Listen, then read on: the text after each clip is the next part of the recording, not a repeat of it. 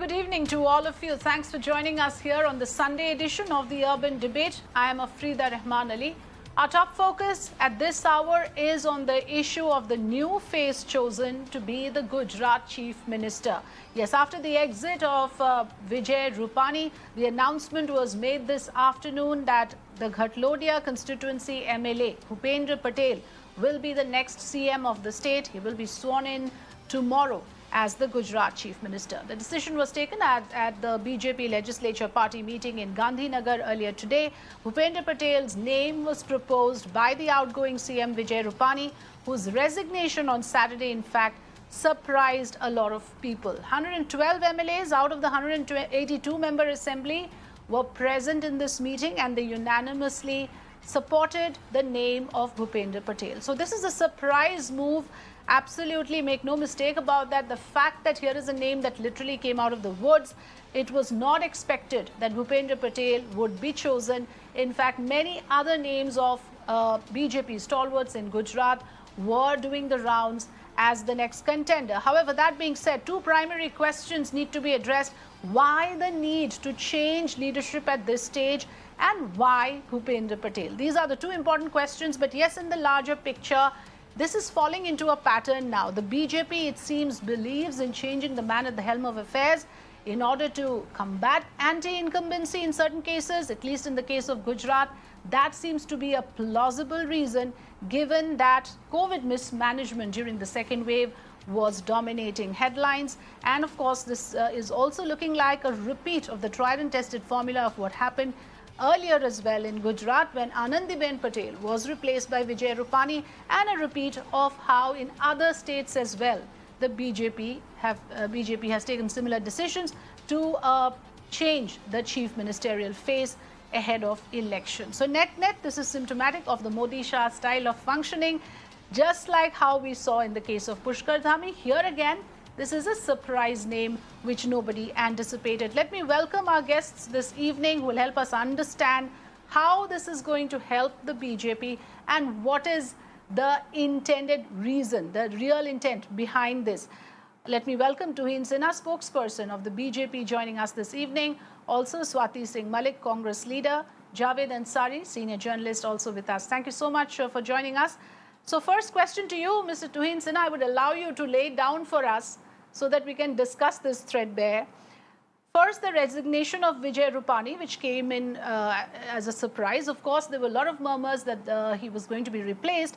And then the name of Bhupendra Patel out of the woods. The fact is, what prompted this change is something that everyone is asking, and why? Tuhin. Well, good evening, Afrida. Change is the only constant in life, and positive changes need to be celebrated. So for a party which has been in government for 26 years in Gujarat, for us to retain the ability to surprise, seasoned journalists like you and the people of Gujarat and the country, I think that speaks a lot about this present BJP. Self-appraisal, self-evaluation is something we regularly, embark upon. And I think it's a part of it's a part and parcel of the game. I think course corrections need to happen during a semester, not on the eve of exams. And I think the Congress can learn a lot from us, which they refuse to. In fact, in the last 23 years, they have refused to. And also, why are we so surprised about this change? I can give you the names of at least 10 Well, that amounts to saying that you're conceding that the BJP has failed under Mr. Rupani in Gujarat. Are you saying that his administration failed, because of which this change is necessitated? Are you conceding that the party has failed in its administration of a state like Gujarat? Why else would you change the CM? On the contrary, we like to preempt adverse situations, because this is a party which is, 24/7 in the evaluation mode. So if you go by that logic, I know Congress has been, leveling this accusation that because of the COVID mismanagement, he has been. By that logic, ideally, the Congress should replace Amrinder Singh, because the CFR ratio throughout the second wave was the maximum. Now, if Aam Aadmi Party levels the same accusation, by that logic, they should sack Arvind Kejriwal, because Delhi witnessed the worst situation during the second wave. So I think the opposition needs to be a little more logical. We are constantly in the, the evaluation mode. We try to improve, and that is the reason This party has made winning a habit, unlike the Congress, which loves to lose.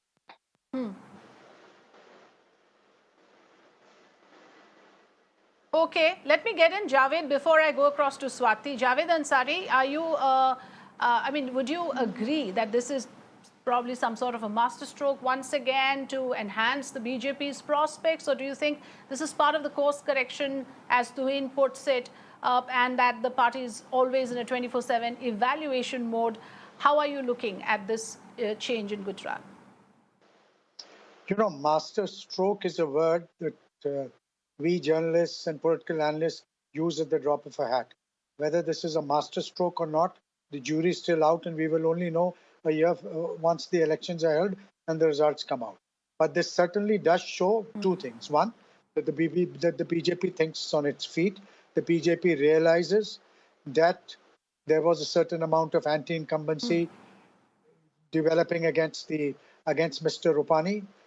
It needed somebody on whom to pin the blame, and therefore it's taken corrective action.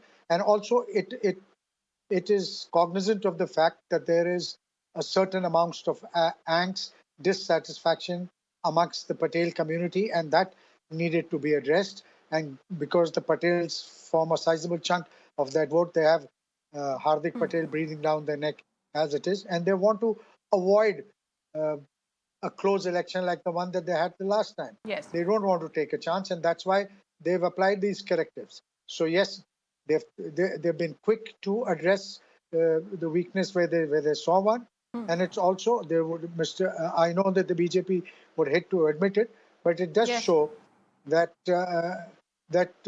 yes, there was a certain amount of incumbency, and that their state governments, the hype, have not lived up to the hype that the BJP would want the people to believe in.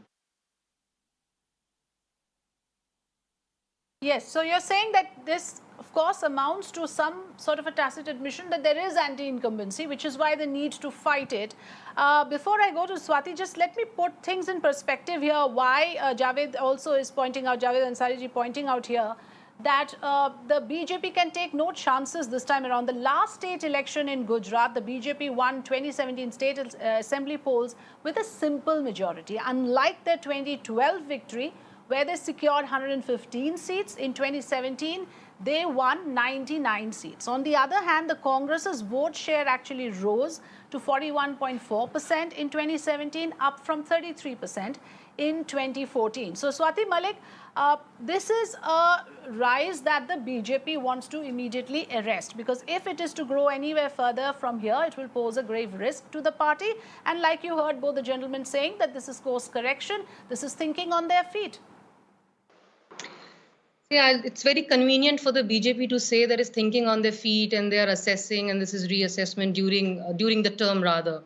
But if you notice, they did the same thing in Uttarakhand too. They've changed 3 CMs just on the eve of the elections. 2022 are the elections. In 2021, they have already changed 3 CMs in Uttarakhand. They did the same thing in Karnataka. Now they are doing it in Gujarat, right? So it's a pattern. It's a modus operandi which the BJP is using to hide the deficits that they have faced during the mismanagement, the lack of administration, all the failures that they have during the term. And as far as Gujarat is concerned specifically, they were even found hiding their numbers. But this is also politics. They have every right to they have every right to strategize on their politics. So what is wrong with it? What are you trying to say? I agree. I'll tell you what is wrong with it. Now what's going to happen is, when it comes for the election time, when the public of Gujarat is going to question them about COVID mismanagement, the new appointed CM is very conveniently going to pass on the buck to Mr. Rupani to say, oh, he was the one who was in charge, he was the one who failed, and see, he has resigned now, so he's no more the face of BJP anymore. So it suits them very well. But what they are missing out in the most important part of this democracy that we call ourselves today is that they are answerable to the public. They have to answer those 350,000. They have not even the actual numbers, but the 350,000 deaths that have happened due to COVID, who will answer those people? Will Mr. Patel answer them, or will he just pass on the buck to Mr. Rupani? So this is what this is my apprehension. I'm sure this is what BJP's plan and the whole is. So to say that is they right? Of course, is they right, but they could have done it. Why did they wait till now? Why did they wait till September 2021? If there was COVID, COVID has been there since February, March 20, right? So they've already Okay, had about Tuhin 18 Sinha, months. respond. Is this an attempt to shirk off responsibility, to shirk off answerability to the public and shift the blame on Mr. Vijay Rupani? Very conveniently make him the scapegoat, but then people will ask for answers for what happened during the COVID second wave. Is this a diversionary tactic? Hypocrisy is the hallmark of this Congress party. So Kerala and Maharashtra, which are the worst affected states, I mean, Rahul Gandhi, being an MP from Kerala, does not even speak about the COVID situation in Kerala, nor does he ask Uddhav Thackeray. But when it comes to Gujarat, he constantly fixes accountability or he constantly blames Vijay Rupani. I mean, what happened in Gujarat was really unfortunate, but there were at least 6 other states which have performed worse than Gujarat, and that includes Congress ruled states. So, by that logic, why are they not asking for Uddhav Thackeray's resignation? The logic is so flawed. And secondly, I think it's any which way. If I can remind, No, but if you're saying there's no COVID mismanagement, there is no anti-incumbency because of it, then what is the need for this change? Because what we are asking is this damage control, and can you, with a cosmetic change, do a damage control in the first place? Back into history, during the 80s. A person like Sharad Pawar has been shunted out from office by the Congress leadership in a span of 1 or 2 years. A.R. Antule in Bihar, Bhagwat Jha, Azad, Bindeshwari, Dubey, they were just sacked in a year or two. Why? Because the top leadership was whimsical. They did not like the way that sometimes the chief minister greeted them or whatever. So as against that, if a BJP CM has completed 5 years, and 5 years, mind you, is a large number in a democracy, if based upon self-evaluation, the party wants to make a change, I think that should be celebrated. The party has set a benchmark for self-accountability, self-appraisal. But of course, the Congress will not learn from it because the Congress, mind you, in the next Lok Sabha election will be reduced to 30 or 35 seats, which they're happy with. See, Afrida, I think Mr. Rupani's made my. I'm Okay, sorry, Javed the gentleman Ansari, from. do you think it's a... okay, please respond. I'll go to Javed after that. Yes, go ahead, Swati ji. Yeah, what I'm saying is that the BJP spokesperson has made the case of Congress so clear. He himself has just stated that the Congress changed CMs within a year or two. We did not change CMs on the eve of the elections. That is what I'm trying to say. We did not wait till for the term to get over, for the administration to be proved as a total failure. No, but that has not resolved your problems. Look at what is happening in Punjab. If the High Command has taken a preemptive step, even before a dissent happens, there is an attempt to quell any dissent. There's an attempt to find a unanimously accepted figure. If the top leadership is moving with that kind of an intent, what is wrong with it? Because the Congress party is having similar leadership issues in state after state. Punjab issue keeps cropping up time and again. I do not see the matters being handled with this kind of an iron hand in the states that Congress is governing today, Swati ji. See, Congress, for example, like you give. Yeah, please go ahead. Please go ahead. Sorry. Give an example of Punjab right now. Punjab, the Congress party is ready to take responsibility of the leadership. It has not changed it, and it is a stand because the Congress knows about the good governance too. Whatever the internal so-called disputes or disruptions that keep happening, that's a part of any sort of democratic setup of a party as well. So even if there are disputes, even if there are internal disputes that we hear of, they're being taken care of without changing any leadership. Congress party is ready to take responsibility of whatever would have happened during those 5 years.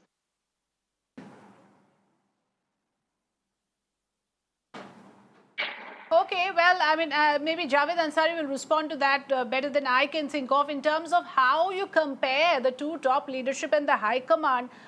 This is again following, like I said earlier, a formula that was done with Vijay Rupani replacing Anandiben Patel again ahead of election, something that perhaps, would you say, worked well for the BJP because they didn't do as well as they did in the previous elections, but nevertheless they managed to retain the state.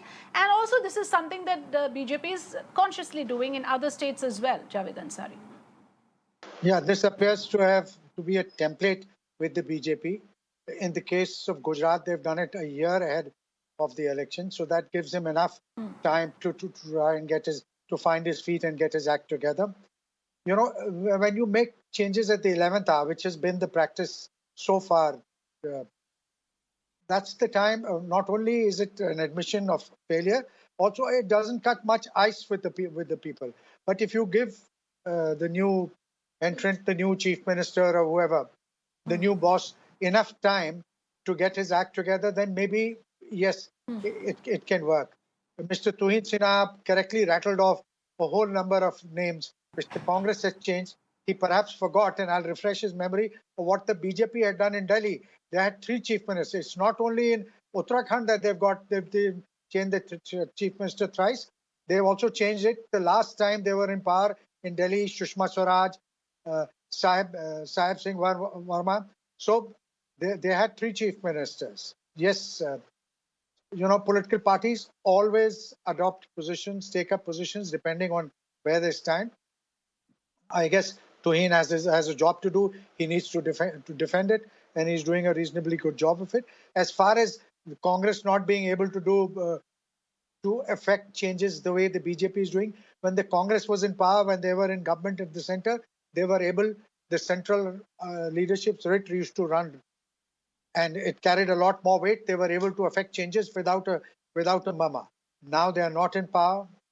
The central leadership is not as strong as it used to be, and therefore, you know, they are having problems. The BJP, when they were not in power, would have similar problems. So it also stems from the fact that the BJP is now riding this huge momentum. Mr. Modi is, by all accounts, the tallest political leader in the country. They have a government in the states. They have governments in states. They have a huge majority at the center, and he is without doubt their principal vote catcher. They depend on their survival in government and outside on Mr. Modi, so they dare not. Nobody dare you know, defy his diktat or defy his orders. The same doesn't hold true for the Congress, because the Congress is not in power, and the Congress leadership just to take that is forward, not able to yes, make a I difference. would allow Tuhin to respond. Yes.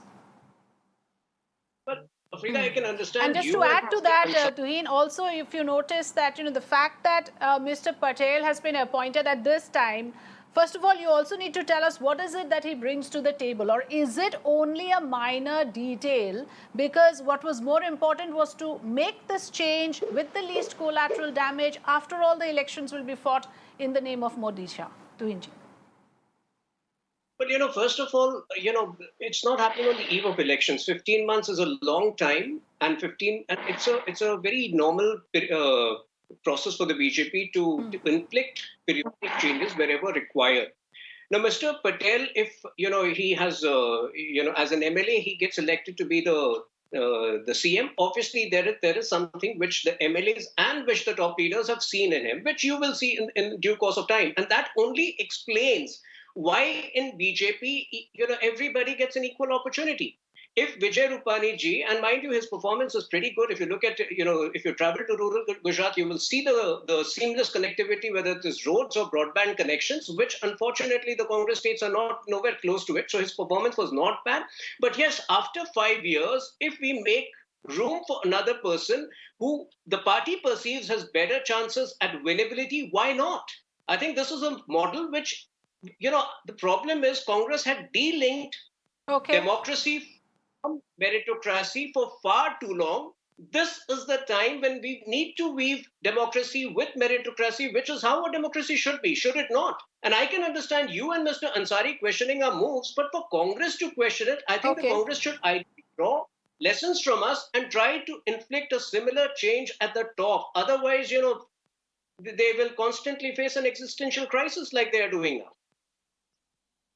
Right. So let me ask Swati this question then. What we are discussing here is and it's absolutely clear, the difference in the style of functioning, isn't it, Swati? Because, you know, if you look at it, the fact of the matter is that it is the top leadership and the high command's prerogative if they want to change anyone, timing and everything aside. But the fact of the matter is, again, I want to ask you this question, which you probably did not answer satisfactorily earlier, that why is it that the Congress is always left to play the catch-up game?